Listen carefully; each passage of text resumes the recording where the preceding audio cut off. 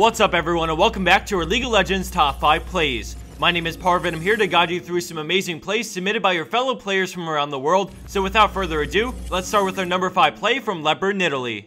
At the beginning we see Zac slingshot in from the side as she fights back, letting her minions finish off the tower, allowing her to go back in. Nidalee slowly chips away at Zac's health until he's low enough for her to go for the execute as she jumps away and gets ready to escape. When Shen starts to ult and she flashes over the wall and moves quickly to line up an amazing fadeaway spear on Diana despite the shield for the double kill.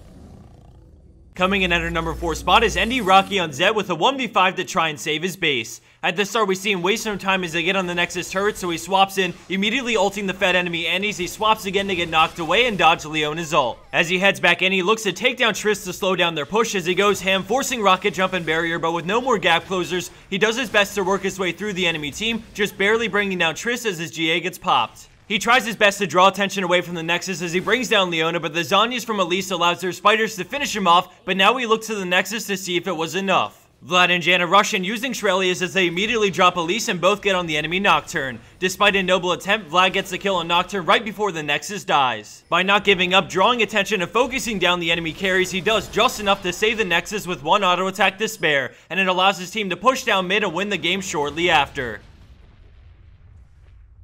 Landing in at our number 3 spot is ElHater with a huge play on Morgana. We start things in the heart of the battle as 2 players on our team have already fallen. As the enemy team starts to dive on the friendly Elise, Morgana sees her opening and lands a beautiful 4-man ult, slowing them all as she follows briefly before using Zhonya's getting the Quadra stun. An immediate Tormented Soil kills one as she backs up and finishes off Sivir after the polymorph with a Dark Binding as Vi falls to the tower, giving her the triple. Left in a 2v2 and with Flash still up, Morgana moves in on the 2 remaining players. After some dancing around, Quinn gets engaged on, but with Elise there, they fight things out as the enemy Olaf goes down, followed by Nidalee shortly after. Although things were looking rough throughout the fight, ElHater hung onto her ult for the perfect moment, turning around the fight ultimately in her team's favor.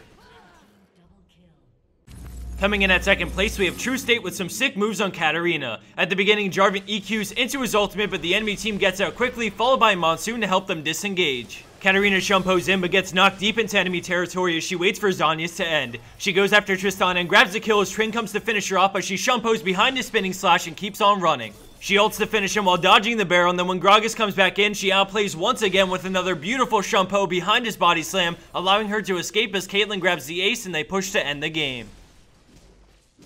And for our number 1 pro play for this week, we have Inside Rowan on Riven. At the start, we see her pushing the enemy Nexus turrets as Orianna and Sona come to stop her. She pops her ultimate and goes ham on Orianna, forcing her to flash away, but the turret brings her really low, so she runs out in the open and gets ready to fight. She dashes in with Valor and chops her up, grabbing the first kill. With tons of cooldown reduction, she wastes no time and goes in again under the tower, grabbing the double kill off of Sona as Kennen approaches. She dodges the shuriken and keeps her distance from the tower while lifestealing from the creeps until her E comes back up and she goes in, dealing some damage with the stun and then backs out before the shield gets broken. After another dodge, her cooldowns come up and she goes back in to finish the job as she escapes with very little HP and lifesteals from the creeps. At this point, we've seen Inside Rowan display perfect knowledge of limitations of her champion as she weaved in and out of tower aggro range while dealing damage only when her cooldowns are available. This allowed her to deal damage without receiving any. When Corki valks in, she turns on him, stepping behind him to dodge the missile as she keeps on moving between auto attacks and try and avoid anything she can while bringing him down. 4 kills later, she continues to push, and now we see the enemy Aatrox come in, but by now her ultimate is back up thanks to all her cooldown reduction, allowing her to 2v1 with Janna and ace the enemy team.